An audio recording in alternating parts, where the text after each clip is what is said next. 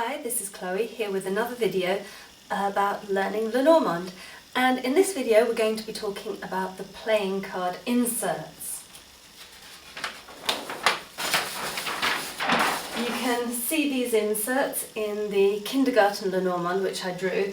So you have, for example, the Queen of Diamonds in the Paths card, and the Ten of Diamonds for the book, and the Ace of Hearts for the man.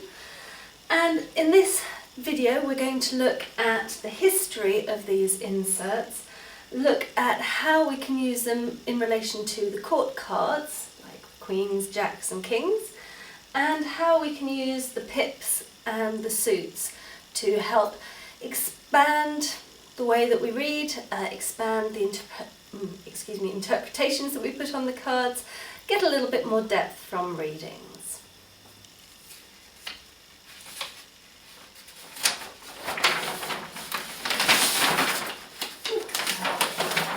So, in terms of the history, basically, we've already spoken in the introduction about the history of the cards, how they, a precursor to them was the coffee grounds cards that were printed in the UK in 1796, even though there are earlier versions of them, for example in German in 1794, and it was seen as the playing cards of the Austrian court. So those cards, which were the main basis for the Lenormand cards that were then created in Das Spiel der Hoffnung, the Game of Hope, didn't have any playing cards associated with them. However, when Johann Caspar Hechtel created his deck, which he did in 1799, he completed that, then it did have playing cards. In fact, the cards that he printed and put out had both the sort of French playing card inserts that we see today in the cards, and they also had the German style playing card inserts, which have acorns and bells and leaves instead of diamonds and clubs and spades and hearts. So he put those in, and the question is how and why? And basically, if you think about it, he was a businessman and he was a scientist. He really wasn't into this whole divination malarkey, but he did include that in the instructions for his game as an alternative way of using it as another entertainment. Because if we think about marketing, his slogan for the time could have been "the only deck of cards you'll ever need," because he put in all these different bits. It had the coffee grounds type images, it had the French playing cards, it had the German playing cards, so you could use it to play any of the regular card games that you would have played with either a French pack or a German pack, because they did have different games. Like the Germans played Skat, which didn't exist in France. The French played Piquet, which was played all around Europe, I believe. So he was trying to make it a kind of one pack of cards fits all, that with his deck you could play his board game, which was the main thing that he was adding into this, using these images to create a board game. But you could also use it for any regular card game, and his board game, it was kind of like a snakes and ladders kind of thing.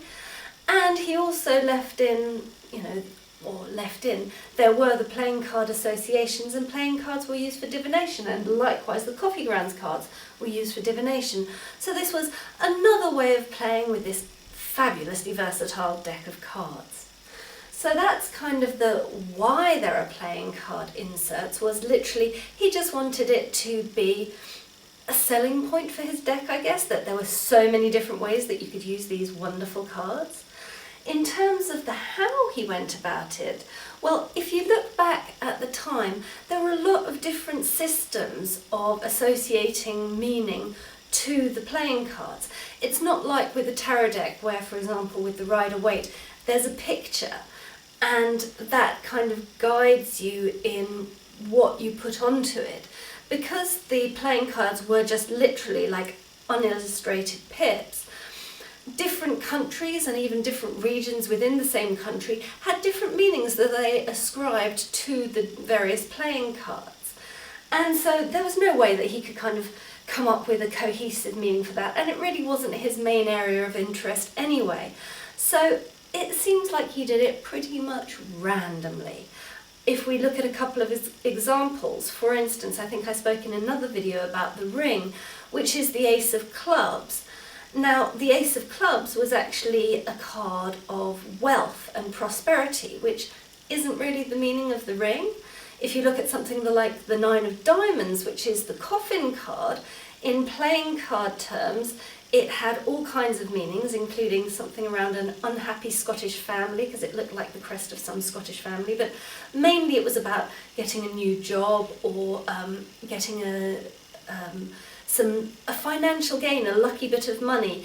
It could also express about a single person or a wanderer, none of which is even vaguely related to the meaning of the coffin, which is about death, endings, sickness, things coming to an end, sense of completion, not necessarily always a happy one. So really, when we use these playing card inserts to add depth to readings, I would say always do it with a little bit of a grain of salt, because that wasn't what they were designed for. He designed it just so that you could use them to play actual card games with the same deck, so you didn't have to buy more than one deck, because hey, these cards are expensive, and if you could have the only pack of cards you'll ever need, then who needed anything else? And so the playing card meanings, their divinatory meaning and how those related to the coffee grounds, that was just totally put in at random. However, that being said, there are ways that we can use them, and if you want to incorporate that, then it can be a very interesting way to add variety to your readings. So let's take a look at some of the ways that we can do that.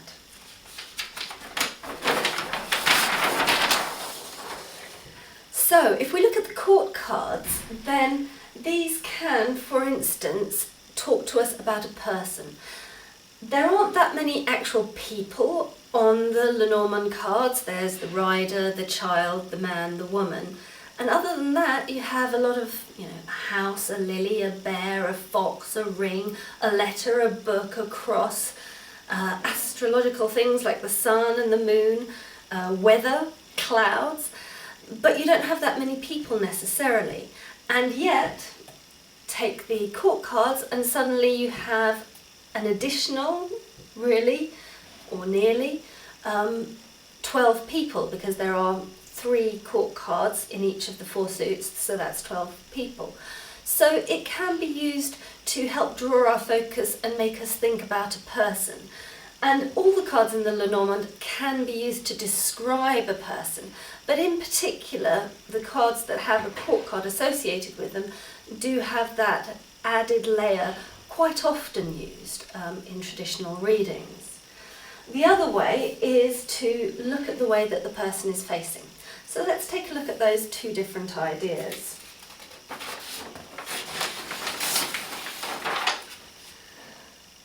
If we think about using the cards to describe a person or to represent a person, there's 2 main things that I can see here.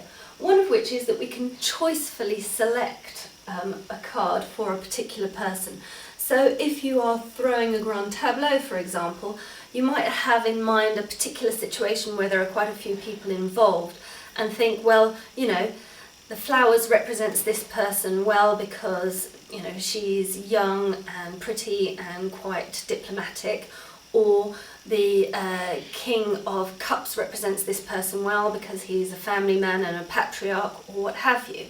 So you can kind of have it in your head beforehand, or you can simply look at the spread, see the cards around it, see whether or not it's appropriate, or notice, for example, if you're doing a reading for someone else, you can say, well, potentially there's a person here, this person is like, and do the kind of reading around the 9 square around that card to say what that person is like, and see, does the person that you're reading for recognise that person in their lives in the situation that they're asking about. For instance, this is something you can choose to do or not to do depending on your approach to third-party readings. So this wouldn't necessarily be a third-party reading because this is how that person is interacting with them in the situation, how they can respond to that person, for example.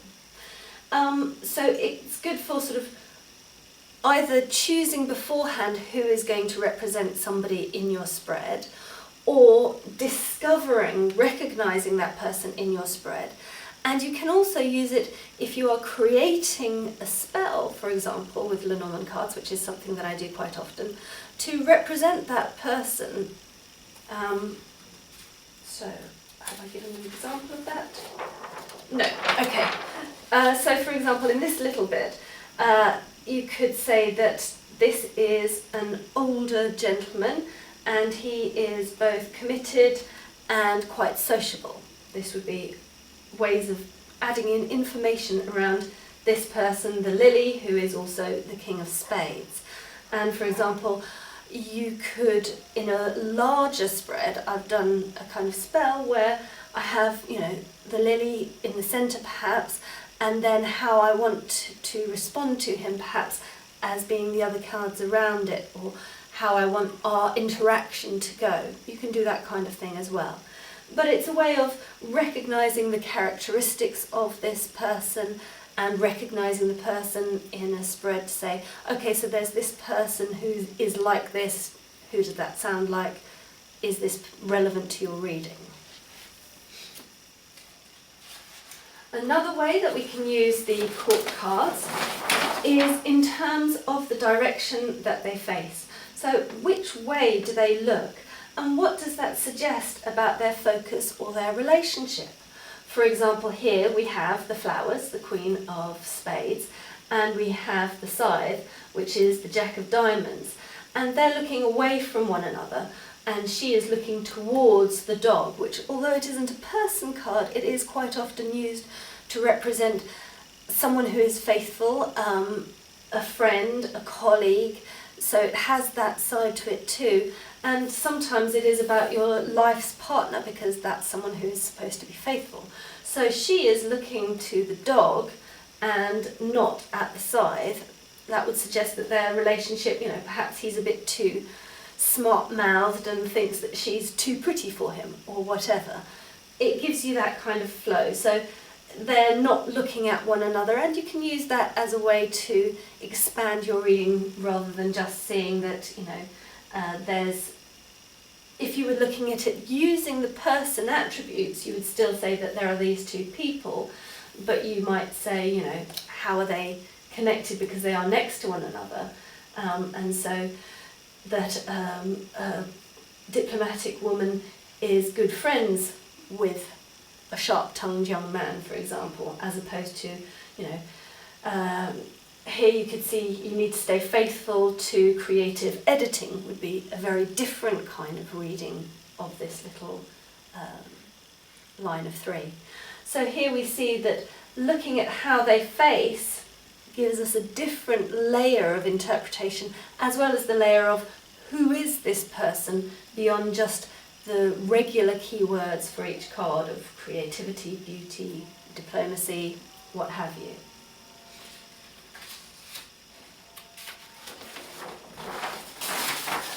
Moving on to look at the pips, once again there are several different things that we can do with this. One of the ones which has become most popular, I would say, is to use the quintessence of the reading. So for this, obviously you're only going to do it with smaller readings, and in fact that's true of a lot of these ways of using the pips in particular. The court cards, if you throw a grand tableau, you can still look at which way the people look. That could be very relevant because you have more cards for them to look at. But especially things that use the pips, it's more relevant if you have a smaller reading, because if you have all the cards, then the pips are always going to add up to the same thing, for example. So with the quintessence, you add up the pips. The cards are numbered, there's the aces, and then we have 6 through 10 of the pips. You don't have numbers 2, 3, 4 and 5 in the Lenormand deck. And then we have the court cards. So you take the jack as 11, the queen as 12 and the king as 13. So you can have a number between 1 and 13 but excluding numbers 2 through 5. So you add up the number of these pips. Here we have 7 and 7 and 1, so that's 14, 15, gives us the bear. 15, its Lenormand number rather than its pip number. So this reading, you could say that you see somebody's intuition is being eaten away at because of their anxiety, for example. And the quintessence of the reading is the bear, strength, so they need to draw on their strength. Or perhaps this is about their diet, and the woman wants to lose weight but is having trouble because she's feeling anxious and therefore comfort eating. And so the bear as a diet card could look at, well, what can you do? For example, it might be suggesting weight training because the bear is big and strong. So you can see how it then gives you this quintessence, this what is the main theme of the reading, or you can also use it, which I like a lot, as the blessing. So if this is the situation that your anxiety is reducing your intuition, then finding your core of strength will help you with that. And you could come up with a blessing of, I honour my inner strength, for instance. So this is a very nice way of using the pips, where you just add them up, the number you get gives you a Lenormand number. Obviously, if the number is over 36, then you reduce it down by adding the numbers together. So if you have a larger reading, like a line of 5 or 7, you could get, 70 or more, and then you would add 7 and 0 is 7, whatever, to get a number between 1 and 36 for the Lenormand number that is the quintessence, the blessing, the theme of the reading. Another way to use the pips is to look at, once again in a smaller reading, are there multiples of a single playing card number? For example, here we have 2 9s, and that has a meaning in traditional sort of playing card cartomancy. So this is a very traditional way of using the cards. However, it does require memorization, and once again there is a lack of agreement between different writers and different systems. For example, Kathleen Matthews says of a red and a black 9 in particular that they offer no advantage. A different writer, Hugh Fox, talks of any 2 9s, and he doesn't differentiate between black and red, being a minor gain. So it's not no advantage, it's only a minor one, but nevertheless it is a gain. And once again, this is one of my personal problems with using these cartomantic things. For one thing, it's an awful lot of memorization, memorizing not only each playing card and what it means, but also what does it mean if you have 2 of them, 3 of them, 4 of them? Does it make a difference if it's 2 red, 2 black, or 1 black, 1 red? Those kinds of things, which it often does. So it's a lot of memorization. But all of that in a system where people disagree anyway, and where we've already recognised that this is a completely random thing that doesn't actually relate to the Lenormand meanings. So you can probably guess from this that I'm not personally a fan, but I think it's good to know that these meanings exist if you do want to use that. And if you already read with playing cards, for example, hey, it may give a completely different set of meanings, a completely different layer to your readings, and I can imagine that that could be very positive. You need to decide whether or not that's something that you want to work on, to learn, to use. It's always about choice.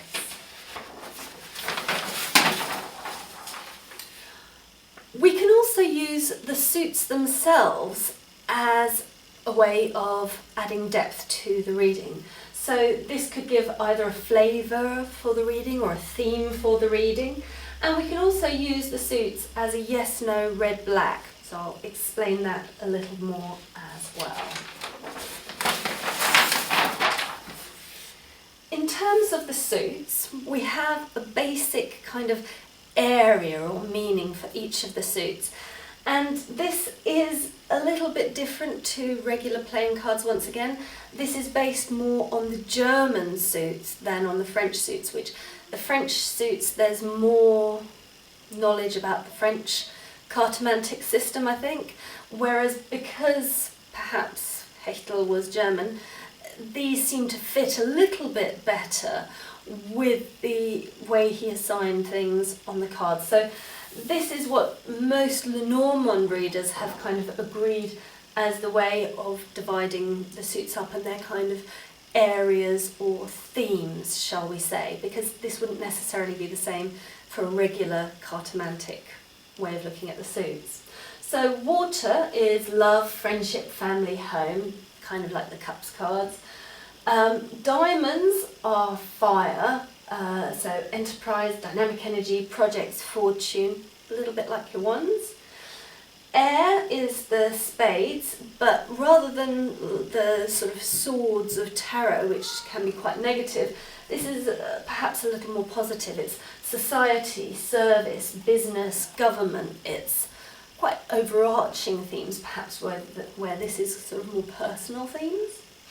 And earth, which in this deck is the clubs, could be seen as challenges, trouble, and necessities or needs. And that's not always a bad thing. If you get needs met, then that's positive. So, however, if we take a look at all the cards in each of these suits, once again, for me at least, it comes back to this thing that actually the way that they were assigned was a little bit random. I have seen people come up with justifications for why these are good ways of assigning them. However, to be honest, I think you could have assigned them a completely different way and it would make at least as much sense. I'm not saying more sense, but at least as much. For example, hearts, love, friendships, family, home. First card is the man, that rational stalwart, that, logical person. The man is more interested in questions of love and family and home than the woman, who doesn't appear here.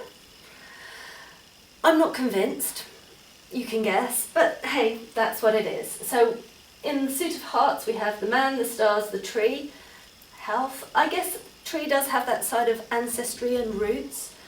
The stars is maybe our spiritual family. The moon, often about recognition. Well, we desire recognition from our friends and our family, though I'd have said more that it's from people external to that. The rider, the dog, the heart makes sense, the storks, and the house. Those are the cards of the hearts. Looking at diamonds to do with energy, enterprise and projects, we find such surprise members as the coffin, as I say before. This is the 9 of diamonds, normally associated with new job, new prospects, a single person, who's therefore obviously more focused on their career than on family, what have you. We find the book, which does justify it being used for projects as well as just mysteries and secrets and studying, which would perhaps fit better under air, but maybe not. So that's what we have, and the watery fish are a fire card because of this diamonds association. So, yeah, interesting. And I also quite like these sort of, thinking about diamonds, they're hasty and energetic. Certainly we see that with, the scythe. Less so with the coffin once again. Hastiness here, yes, possibly. Turning to the spades, the air suit, we have society, government, business, service, and these are dependable and public-spirited kinds of cards. And we have the woman. Now, I agree that women are definitely dependable and very into, service, though who do they most often serve? But nevertheless, it is a little bit a strange choice of things to put, like the child, dependable and public-spirited, society and government and business, and the flowers. I can see it more for the lily and for the anchor and the ship. Garden is about society, community, yes. Letters, well, that's how you communicate between these, and the tower, yes, an institution, but as I say, the lady, the child, the flowers don't really fit quite as easily within that from my perspective.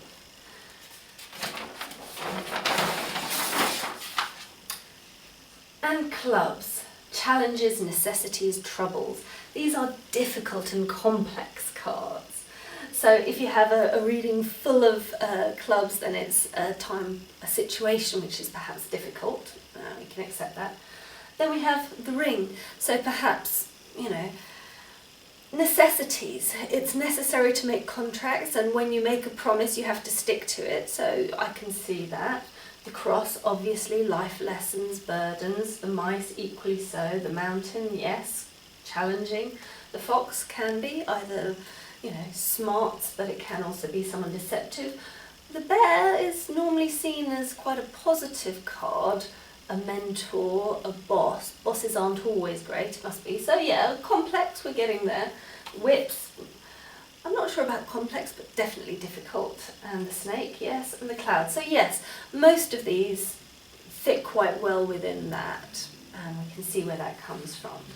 So when you do a reading, you can look and say, does one suit make up the majority of the reading? Like here, we have a reading with 2 spades and some hearts. What does that tell us about this reading? That it might be about business, society, government, being of service. It's a new social gathering that is going to grow, hopefully. So yes, and we have the emotional side. We want that growth, so a social, something new within a community group is growing, putting down roots. That's quite a favourable reading. What suits are lacking? There's no diamonds, no energy to it. So we've got something new, but it might need a bit of a boost to actually get it going because the diamonds are missing. And fortunately there are no clubs, so there shouldn't be any problems with it. You just need to get that bit of oomph for it. So it adds that kind of layer into readings. Once again, this will only work with smaller readings because with the grand tableau you've got all the cards, so you can't say that there's a majority or something lacking. Another interesting way of using the cards is people often ask about yes-no readings. And I personally have a lot of doubts around this, but if it's something that you want to play around with, hey, feel free. So there, the kind of traditional idea is red is yes, black is no, and you can go into a little bit more depth with that and have diamonds as a strong yes, hearts as a weak yes, spades as a weak no, and clubs as a strong no. My personal experience with this, and you can find some of these readings on the Celtic Lenormand blog, I'll try and put a link in to those, is that I always like to double check things, shall we say. So for example, I did a reading back in 2015 asking, should I carry on with a particular project? Yes, no. And should I give up on the particular project? Yes, no. And at the time, both readings actually were in agreement. Should I carry on with the project? No. Should I give up the project? Yes. Nice when you have that kind of agreement. So the cards were very definitely against that project. And had I listened to the cards, had I let my actions be determined by the cards in a simple yes-no format, then this video would not exist because the project that I was asking about was this Learn Lenormand training. And although it's changed from the way I was thinking of it at that time, if I had just followed the cards and said, okay, it's told me twice that I should just not bother with this, stop, then this wouldn't exist. So, do you want to allow your life to be ruled by the decision of what is basically a coin toss? Some people do. There's a very interesting book on the subject called The Dice Man, where the guy literally does do coin tosses on almost anything in his life. It's an interesting way of approaching life. Personally, I prefer to get a bit more depth from my reading. like I said in one of the other videos, you could do a reading of yes if, no if, that gives you a bit more meat to work with, a bit more understanding. And likewise with my own readings, this would be a weak no overall, despite the fact that we have the key here, which in Lenormand is taken as the big yes card. So, communication with an institution is the key. Is it going to be a positive key? Well, from this it's kind of a no, but yet the key card is taken as one of the most positive in the deck, and these are not negative cards. So it's finding the layers that work for you. This would be, as I say, a no, nothing's going to come of this if you were just asking it as a yes, no. But if you take this, it's like, well, the key to a positive outcome is good communication with an institution, for example, or communication rather than isolation is the key that will move you forward. And for me, it's much more positive to look for the information that the reading can give you to make a choice yourself rather than letting the cards decide, or to gather more information. What do I need to know? What will help me to make the best choice possible? Me making the choice rather than just leaving it in the hands of the gods, coin toss, randomness, whatever you believe in. But it is very much personal choice, and it can be a fun and interesting thing to do, and you can always read it for the yes, no, and then read the deeper meaning into it as well. So there's that option. And finally, an idea which Kathleen Matthews talks about in her book, The Complete Lenormand Handbook, which I highly recommend, it's very interesting and good reading, is the idea of blending the suits. At a very basic level, we have the diamonds are fiery and the hearts are emotional, or in that previous reading we had 2 spades and a heart. So the idea of, that the overall reading is about the way that we interact with other people at a more social level and bringing a little bit of emotion into it. That would be a sort of basic way of doing it. She also combines them in a much more complex way. So, for example, combining a diamond and a heart gives us things like attractive and harmonious, or successful and decisive, depending on which way around they are. And I include all of those combinations in the slides that you can download for free from my Inner Whispers website, if you're interested in that, or else get the book. As I say, Kathleen Matthews' book is very interesting. It has loads of exercises, loads of sample readings, so it's an interesting read. But I have broken down this little bit in the slides as well that you can download for free on innerwhispers.co.uk. So these are the different ways that you can use those playing card inserts, if you choose to do so, in your Lenormand readings. My personal favourite is the quintessence, looking for the theme or the blessing in the reading, because that's the one that to me makes most sense, because you're using the pips to then find a Lenormand number and use a Lenormand meaning.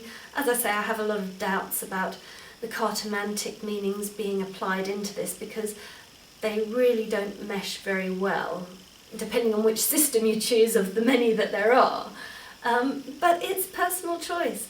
And yes, no readings, if you've got something that you just want an answer and you really don't mind which way it falls out, then hey, why not let the cards have their say?